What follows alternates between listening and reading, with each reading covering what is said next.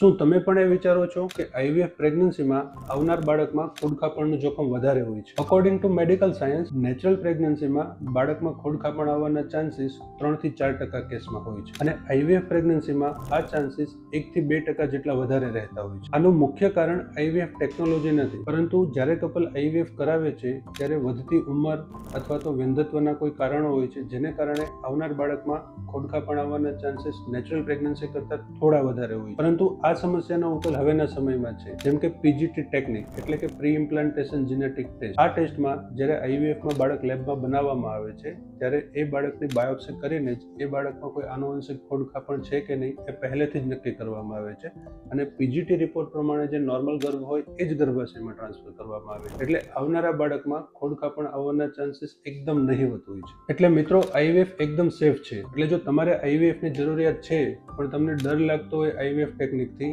તો બિલકુલ ચિંતા ન કરો અને આજે જ કોન્ટેક્ટ કરો destiny IVF and women's care hospital. Thank you.